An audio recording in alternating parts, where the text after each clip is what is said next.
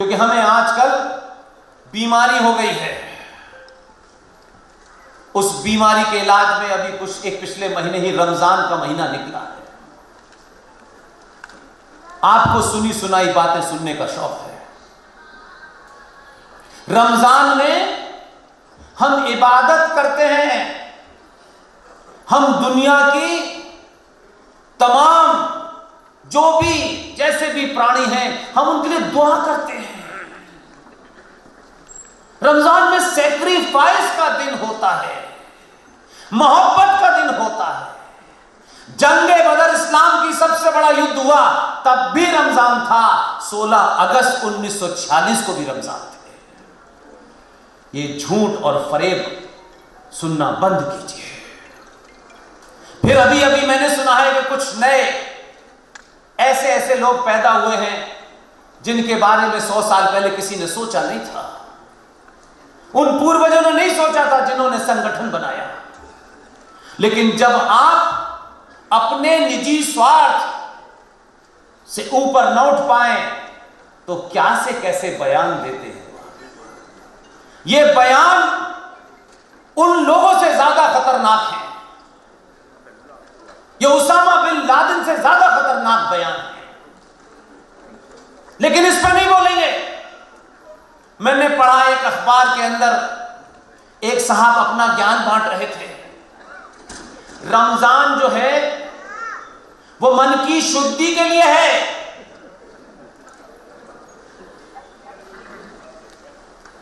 गलत विचारों पर विजय प्राप्त करने के लिए है। मैं कह रहा हूं जो ये कह रहा था वो मन बुद्धि हो सकता है कोई, लेकिन ये चला। और ये 2023 के भारत में इसलिए चल रहा है कि कुछ ठेकेदारों की ठेकेदारी कमजोर पड़ रही है, इसलिए झूठ अभी भी बोलो। अब ये झूठ चलने वाला नहीं है। वो कोई हो, किसी व्यक्ति विशेष, किसी संगठन विशेष, किसी पार्टी के कोई लेना देना नहीं है। ये पार्टियां, ये संगठन बनते बिगड़ते रहते हैं। ये देश कई बार टूटा है, राष्ट्र नहीं टूटा आज तक। यही इंपॉर्टेंट है। इसलिए 16 अगस्त 1946 को जो हुआ, उसके बाद में सितंबर आया।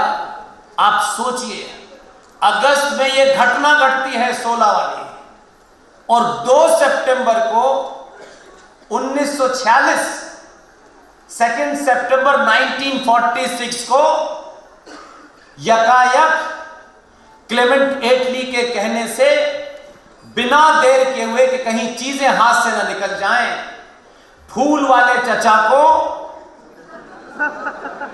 एक अंग्रेज अफसर बॉबिल ने यूनियन जैक के नीचे राजा के प्रति अपनी निष्ठा व्यक्त करते हुए प्रधानमंत्री की शपथ दिलाई। यह देश समझता है कि 15 अगस्त 1947 को देश आजाद हुआ और उसके बाद उन्होंने शपथ ली और हम आजाद हो गए। भारत की आजादी का सबसे बड़ा फ्रॉड है कि भारत आजादी नहीं हुआ।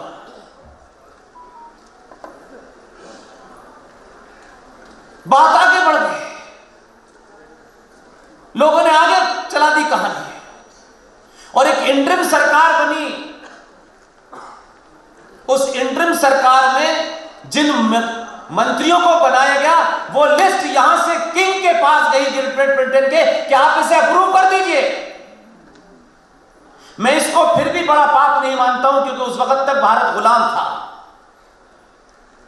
लेकिन ब्रिटिश साम्राज्य का आखिरी वायसरॉय लॉर्ड माउंटबेटन, ताज्जुब होगा कि जिस आदमी के पूर्वजों ने भारत में ब्रिटिश साम्राज्य की स्थापना की, उस ब्रिटिश साम्राज्य का अंतिम वायसरॉय 15 अगस्त 1947 को जब यह कहा जाता है कि हम आजाद हो गए हैं, उस दिन वो भारत का पहला गवर्नर जनरल बना और फिर शपथ दिलाई।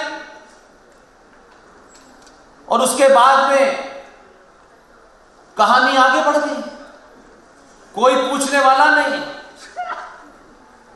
आपको इसलिए कहता हूं कि जब अपनी बात कहें तो पूरी निडरता से कहें, किसी को खुश करने या किसी को हर्ट करने के लिए ना कहें, क्योंकि इस बात बीमारी के कारण हम सच नहीं बोले।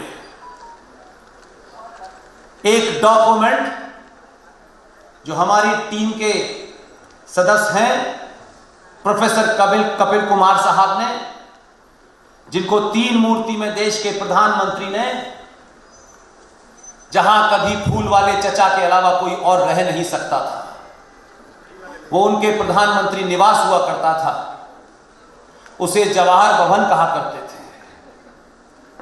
प्रधानमंत्री ने प्रोफेसर कपिल कुमार की देखरेख में उस पूरे 3 मूर्ति को प्रधानमंत्री संग्रहालय बनवाया, और जब उनके कब्जे में 3 मूर्ति आई तब ये डॉक्यूमेंट मिलना शुरू हुए, उससे पहले तो मिलते ही नहीं थे। और हमने भी शायद कभी कोई बहुत इस पे खोज नहीं की। तब वहां से एक डॉक्यूमेंट निकला है। ये डॉक्यूमेंट पे देश के उस वक्त के तथाकथित प्रधानमंत्री के सिग्नेचर हो रहे हैं। ये उसकी फोटोकॉपी है, और ये डॉक्यूमेंट 28 अप्रैल 1948 का है। जैसे कल जो आने वाला है, जिसमें कुछ घंटे रह गए, जैसे कल बहुत सारे झूठ नंगे होने हैं, वैसे ये भी झूठ अभी इसका सिलसिला शुरू किया है। 1948 में लॉर्ड माउंटबेटन को बर्मा उनका ट्रांसफर कर दिया गया था। आजाद भारत के आजाद प्रधानमंत्री 28 अप्रैल 1948 को जो चिट्ठी लिख रहे हैं, इस चिट्ठी का मैंने हिंदी में ट्रांसलेशन कर दिया है। वो अपनी चिट्ठी में लिखते हैं, जवाहरलाल नेहरू महामहिम के प्रति अपने कर्तव्य और निर्वहन करते हुए आपकी स्वीकृति के लिए यह प्रस्ताव प्रस्तुत करता हूं। भारत शासन के अंतर्गत मंत्रियों की नियुक्ति के लिए पश्चिम बंगाल के गवर्नर श्री राजगोपालाचार्य जी को भारत के गवर्नर जनरल के रूप में नियुक्त करने की आज्ञा दी जाए। भारत आजाद हुआ है 15 अगस्त 1947 को। ये दुर्गति ऐसी नहीं हुई है, ये इसलिए हुई है कि हम चुप रहे। हम स्वार्थ में सिर्फ मैं, मेरा बेटा, मेरी जाति, ये नौकरी, ये मंत्री, ये पद, इस बीमारी से नहीं निकले।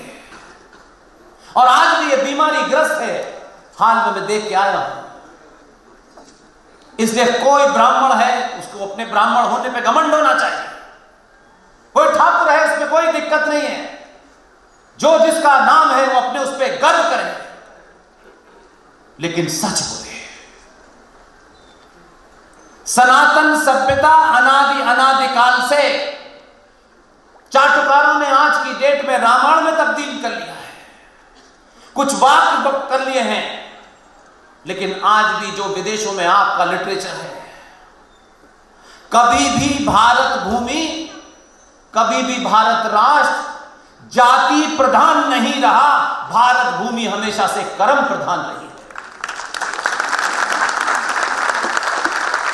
कभी भी भारत में यह नहीं हुआ कि ब्राह्मण के मां से पैदा होने वाला बेटा ब्राह्मण होगा, यह कभी नहीं हुआ।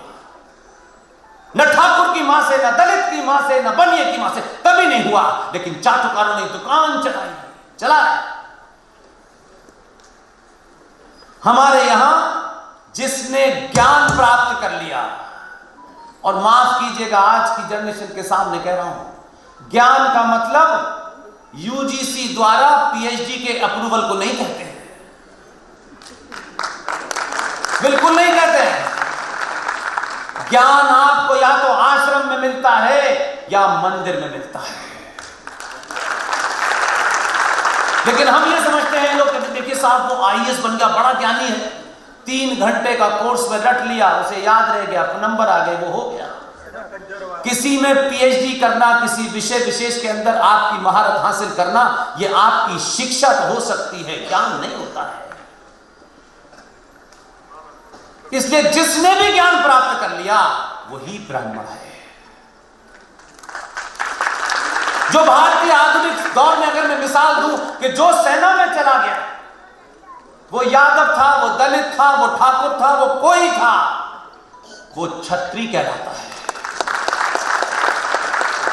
जाने अनजाने हमारे कॉन्शियस माइंड में यह है, लेकिन शायद हम अपने स्वार्थों के कारण नहीं बोलते हैं। आज भी 2023 के भारत में अगर बॉर्डर पे 4 हमारे जवान वीर गति को प्राप्त हो जाए, तो जब उनकी पार्थिव शरीर आपके शहर से गुजरता है तो मैंने किसी को नहीं देखा कोई पूछे इसमें यादव कौन सा है और ठाकुर कौन सा है, सब खड़े हो जाते हैं।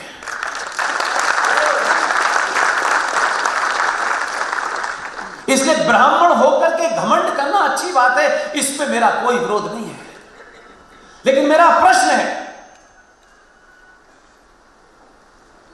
आपसे पूछना चाहता हूं, हम में से किसी ने रावण को देखा?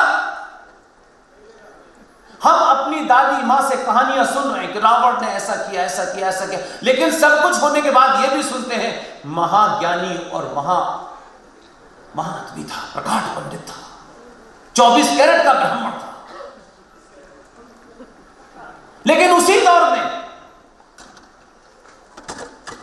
उसी लाइनों के बाद हम पढ़ते हैं कि एक और ब्राह्मण जिसकी पूजा की जाती है, जिन्हें हम परशुराम के नाम से जानते हैं। लेकिन रावण उस समय की मर्यादाएं, उस समय की संस्कृति, उस समय की सामाजिक लाइनों को लांघ करके, उनका अतिक्रमण करके रावण से एक कृत्य गलत हो गया, रावण से एक काम गलत हो गया। हम में से किसी ने नहीं देखा है,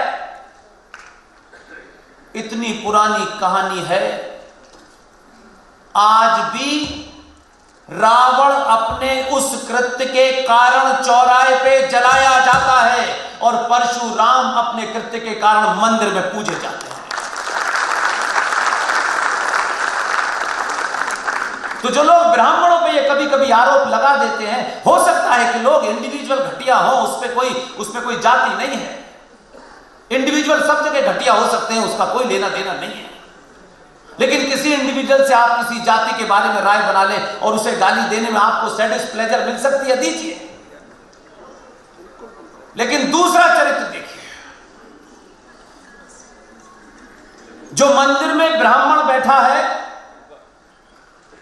जो पूजा कराता है, इतने लंबे कालखंड के बाद आज भी बड़े से बड़े राइटर ने यह नहीं लिखा कि भगवान राम जो क्षत्रिय हैं, ये तो कहते हैं कि उन्होंने रावण को मारा, लेकिन आज तक कोई ये नहीं कहता है कि भगवान राम ने एक ब्राह्मण का वध किया। ये कोई नहीं कहता है।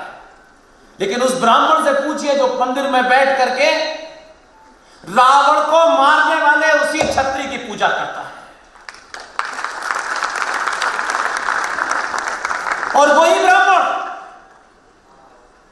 जो ये दलित है, ये फलाना है, ये छुआछूत है, पंडित जी की धोती धुल गई तो निचोड़ रहे हैं, ये वही सब कर रहे हैं जो पाखंडी है। आज भी 2023 के भारत में, इसीलिए बार बार कह रहा हूं, रूट को पहचानिए। आप पत्तियों पे पानी लगा करके अच्छा करना चाहते हैं, उससे रूट नहीं बदलने वाली।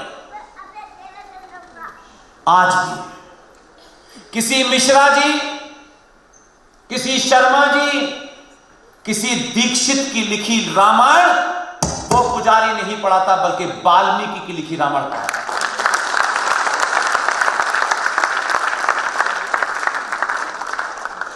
इसलिए मैं सावरकर के संदर्भ में कुछ और भी कहना चाहता हूं। सावरकर जैसा हमारे उस दौर में कोई विजनरी नहीं होगा, कोई विजनरी नहीं नजर आता, चाटुकार बहुत नजर आते हैं।